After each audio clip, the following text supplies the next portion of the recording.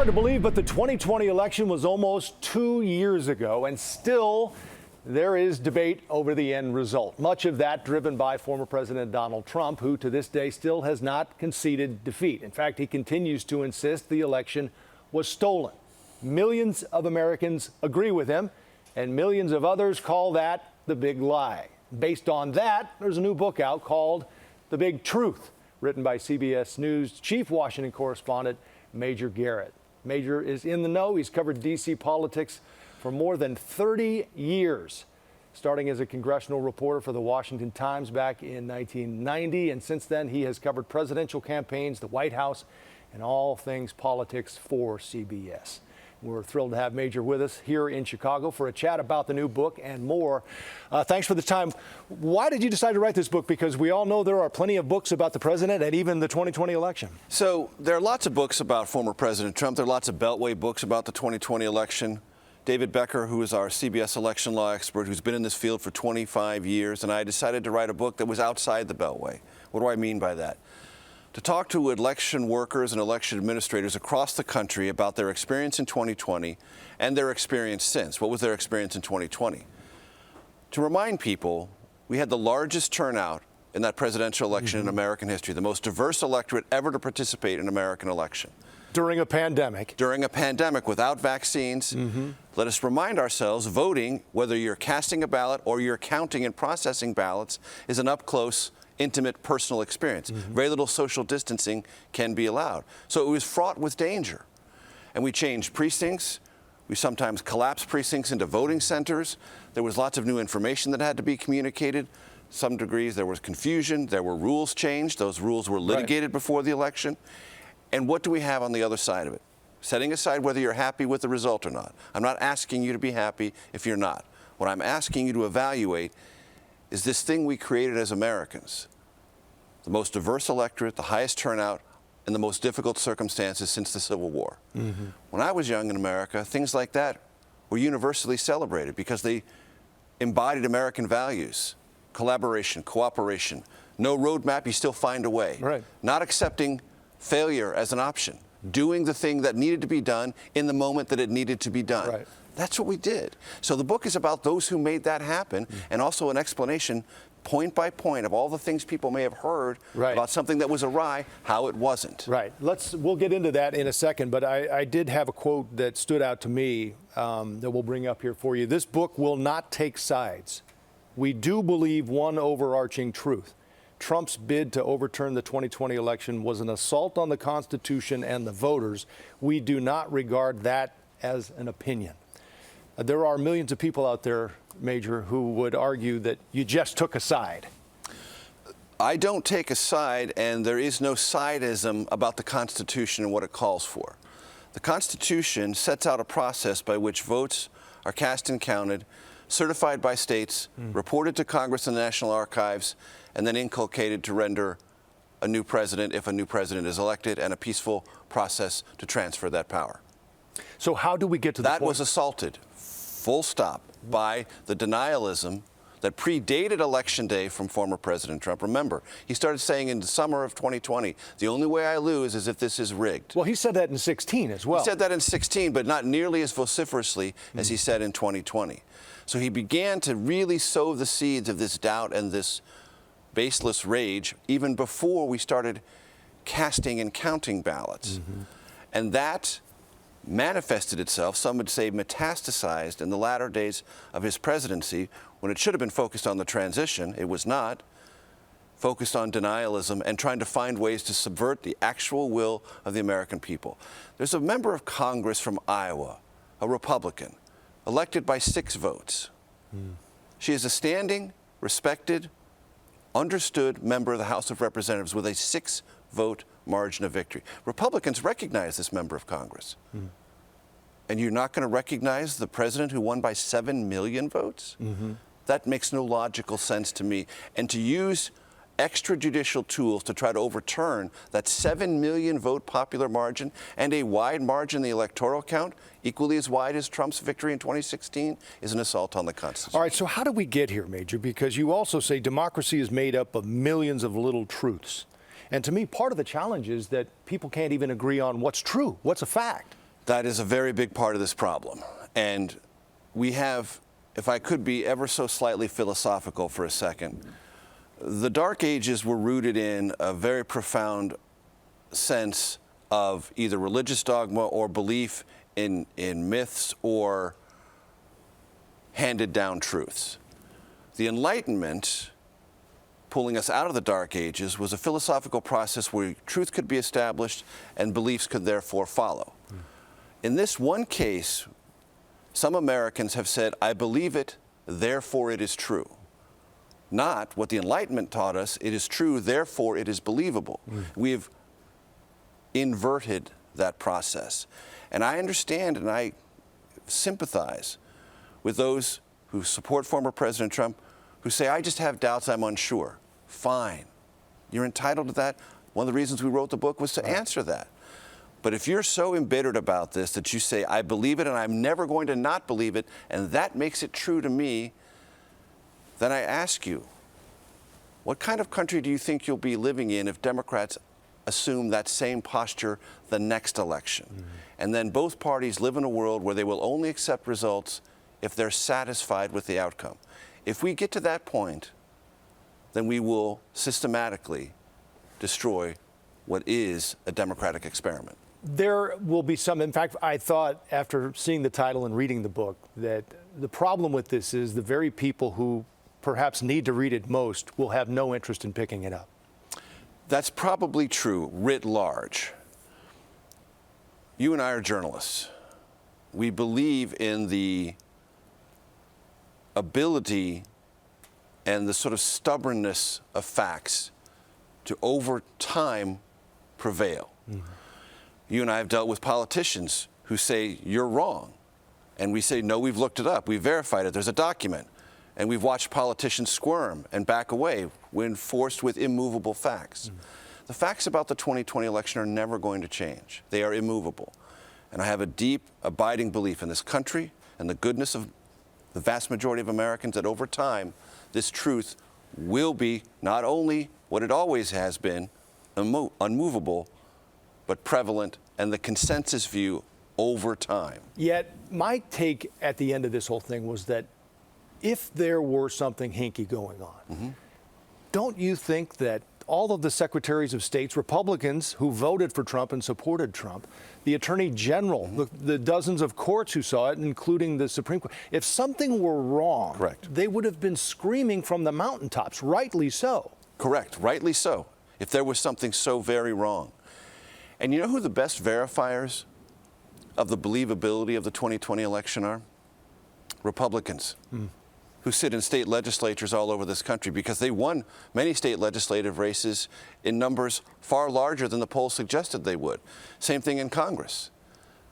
They were all elected on the same ballot.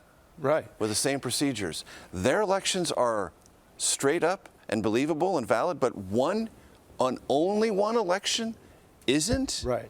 51,000 Republicans got more votes on the congressional ballot in Wisconsin than did President Trump. They're all in Congress. Yeah. This is something. Not the ones who won and the ones who lost. 51,000 more votes were cast for Republicans running for Congress in Wisconsin than for President Trump. Lots of Americans didn't vote particularly for President Trump, but voted for other Republicans. Exactly. That's exactly what happened. And the verifiers are the ones who hold office and say, hey, I'm here. Right. I'm legit. Yeah, that's not talked about much. President Trump lost, but Republicans actually did very well down Very ballot. well. And those election results are solid, rock solid. They won those races. All right. The other point about the election is that realistically, and I guess to the facts, it was not close. No. Sometimes it looks closer than it is. Right.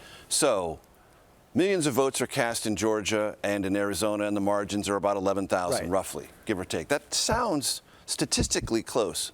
But in election terminology and in election history in this country, it's not. Never in our history has a recount, meaning an election that's close and there's a procedure to recount, been overturned with a margin of 1,000 votes or more. Never. Usually it's about 300 or so. In this very calendar year, in the Republican Senate primary in Pennsylvania, candidate David McCormick was running and trailing Mehmet Oz by about 1,000 votes. He was entitled to a recount. It was started. About a third of the way through, he saw what the stats where he said, I'm not going to catch up, and he conceded because he knew he wasn't going to catch up. You know why? Because 1,000 isn't that close, and 10,000 or 11,000 is obviously not close either. Yeah. So let's talk about some of the things in the book that are brought up as examples of the election being fraudulent or stolen, or however you want to put it. Was there anything you came across that you said, okay, well, wait, maybe they may have a point with this? Okay.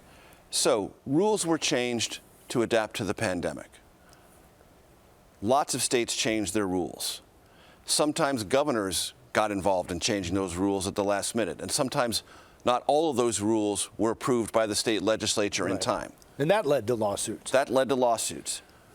But did those rule changes materially affect the outcome? All the courts ruled it did not, and they were litigated before the election. So every time there was a rule change, there were lawsuits filed about whether or not that would stand. And courts intervened and said, these will stand, these will not. Republicans won some of those. Democrats won some of those. In fact, there were 400 lawsuits filed before, and Republicans won most of them. But rules were changed. And I think for some people who doubt this election, because it was wrapped around COVID adaptations and they didn't like COVID adaptations, it's all in one big bundle. Right. Government interference, government meddling with things that they don't like, and therefore they're suspicious or opposed to it. But those rules changes were visible, transparent, and litigated before, so everyone knew what the rules were. But let's take Wisconsin real quick. Okay. Wisconsin allowed you to declare a place like a nursing home, a place where you could collect ballots en masse. That was litigated before the election, and those were the rules. And those ballots were collected en masse in certain areas. That was called by Republican doubters ballot harvesting and criminal and illegal. Never did they say those votes were not validly cast. They just said they were collected in a way they were uncomfortable with. That doesn't mean they were invalid ballots, doesn't mean those voters were talked into anything. Just means they were collected in a way they weren't comfortable with. Well, come on. That's not subverting the will of the people. That's trying to interpose a rule after the fact simply because you lost. And that's what we're talking about. Sore loserism is not the reaction to an election defeat. You know what the reaction to an election defeat is? Win the next election. Yeah, you say that, I know, at the end of the book. One of the other changes was there were states who allowed for expanded vote by mail. Yes. But part of the problem was that they didn't allow them to pre-process the ballots until after Election Day, and that backed up the results in some key states. And you can point to Florida because Florida has done it and done it right? They allow the pre-processing, and as I recall, Florida was one of the first states they called early in the night. Exactly. Pre-processing means mail-in ballots are opened and prepared for counting. If you can't do that until Election Day, and you have a lot of them, and in places like Pennsylvania, Wisconsin, and Michigan, there were very large numbers, they're not even touchable, so they come in late. So people think, well, why are those elections results coming in so late? Because the Republican legislatures in all three of those states, Pennsylvania, Wisconsin, and Michigan, would not allow for pre-processing. So they created the very instability in election results that they later criticized. And I would only say, ask yourself why. I don't know why, but it doesn't help. In other states that do it, like Florida, which Trump won, they do it, and they do it well. Arizona does it and does it well. There were 5 million people, I believe, who voted early or by mail in Florida and North Carolina. President Trump won both of them. Correct. And there was no complaints. Nobody's North Carolina that. changed its rules, allowing those ballots to be accepted 9 days after Election Day. No Republican complained about that because Trump won. They would have if he had lost the state. Precisely. That's my point. In Texas, Governor Greg Abbott reduced the number of drop boxes at the very last minute, primarily in Democratic areas, Harris County in particular. That was a last-minute change not authorized by a state legislature. A governor did that. No Republican raised an objection to that, even though they said in other states, when things weren't approved by the state legislature, they were suspect. Wait a minute. If you're going to apply these standards fairly, apply them fairly. And if you apply them selectively, then you are trying to put your thumb on the scale. And don't say that's upholding the Constitution when it's not. Let's talk more about vote by mail, because I lived in Oregon for years, and they've been doing it there for a very long time. Since the early 90s. It's convenient, it's efficient, it works. There's virtually no fraud or problems. I thought the 2020 election was going to open the country's eyes to the beauty of vote by mail and how simple it is. Donald Trump turned that on its head, and there are a lot of impacts of that. Not to mention the fact, first of all, he and his family voted by mail, right, which is another point you make in the book. But this was interesting. More than 100 million people voted by mail or early in 2020, compared to 57 million in 2016, which was an historic high at that time. 2016, of course, Trump won, and there were no complaints about mail-in then. None. But this drive to bang on mail-in voting really cost the president perhaps that election. It did. And if you ask yourself in the history of American politics, which party had more readily embraced the idea of either absentee or voting by mail, it was Republicans. Right, they loved it. In 2014, there was a state in our union that had a Republican Party that had an entire statewide campaign advocating for voting by mail. You know what state that was? It was Georgia. Right. Georgia. And they intentionally devalued this form of voting, minimizing their likely turnout. And that is a campaign tactic that was a blunder. Yeah. And it's a hard one to swallow. You ran a bad campaign and you lost. That's a bitter pill to swallow, but in the furtherance of American democracy, you are obliged to swallow it. You could make the case that argument about vote by mail cost Republicans both of those seats in Georgia, certainly Warnock, because as I recall, there were, I think, 24,000 Republicans who voted in the primary who didn't vote in the general. It was more than enough that would have tilted that, exactly. Would have won it. Georgia is sort of the best case example of how harmful this message about mail-in voting was in a very practical way. When you take your own turnout and you sideline some of it, you are empowering your political rival tactically. That was a mistake, and you have to live with those mistakes. I'm a big believer in Occam's razor, Major, and this whole thing about faulty ballot machines and bamboo paper and all of this craziness. I mean, just look at the simplest, most reasonable, rational reason for this. And it is that simply Trump lost in 20, just like he won in 16, fair and square, end of story, move on to the next election. Exactly. We say that unequivocally in the book. Trump won in 2016. Not only that, Rick Scott and Ron DeSantis won very close races for governor and Senate in Florida in 2018. Very close, razor thin. They won. Close races are hair-raising. But you believe in the process, you believe in the methods of counting and casting, and you accept the results. Full stop. And when you don't accept results, then you start finding reasons to justify your bad behavior. And one of the reasons Republicans have embraced, and I understand why, well, Democrats raised objections, obviously, about 2000. Well, that was a very close election, 537 votes in one state when the entire presidency hung in the balance. Right. 2004, they raised objections wrongly in Ohio.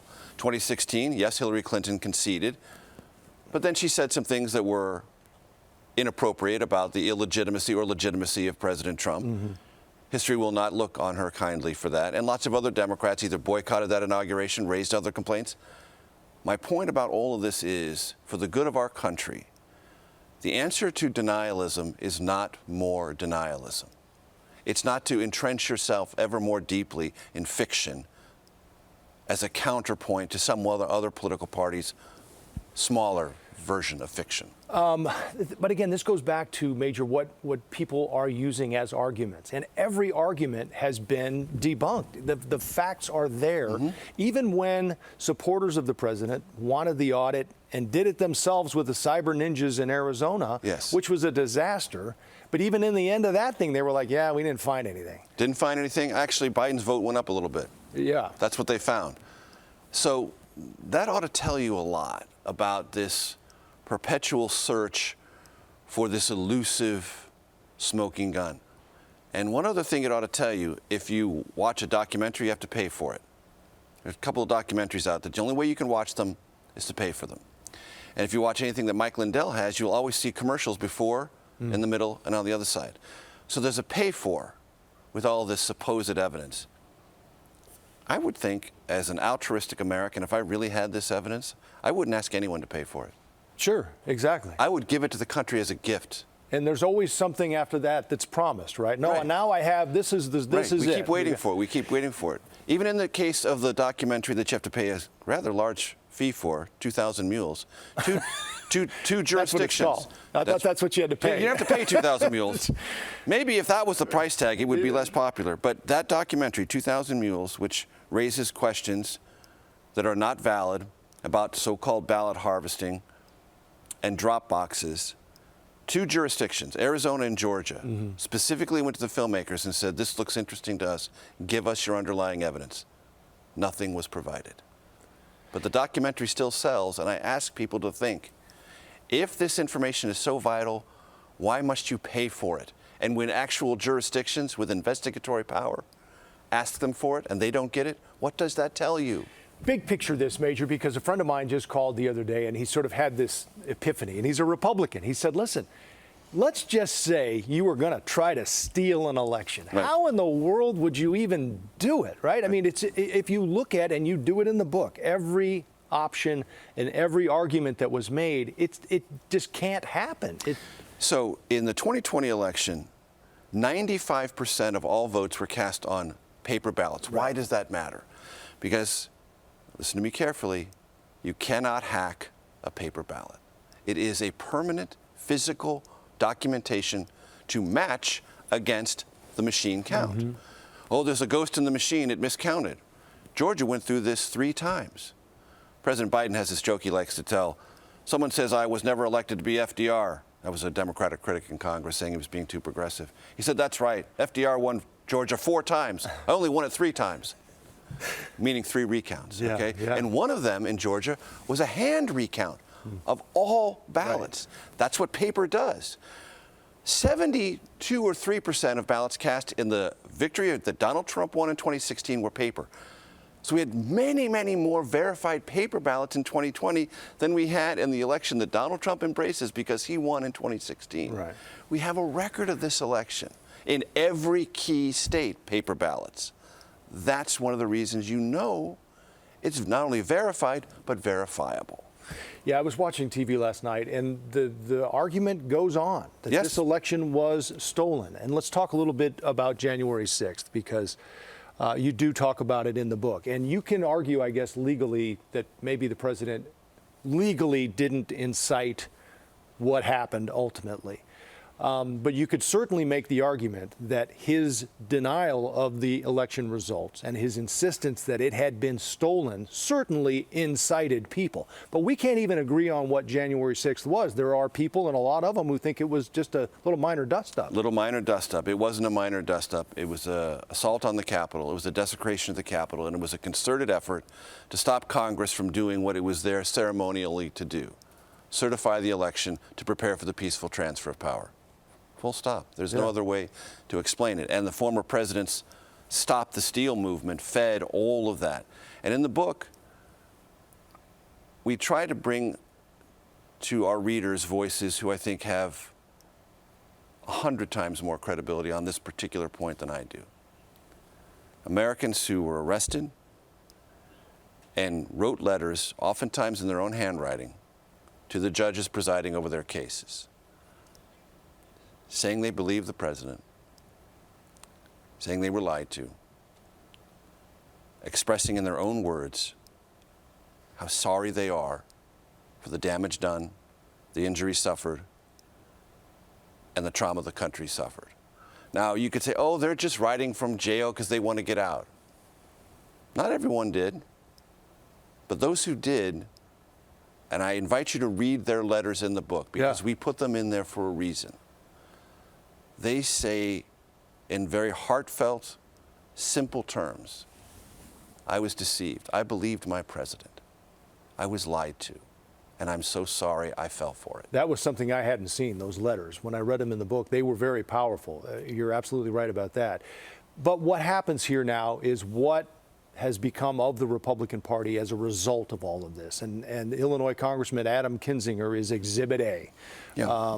And what it's done, I mean, he was basically drawn out of his district, but what it's done to him within the Republican Party, same for Liz Cheney, has changed really the face of the party The question is how much? Where does the Republican Party go? Yeah. And so for those in the audience who are Republicans, I ask you to evaluate this as an offshoot of the 2020 election denialism.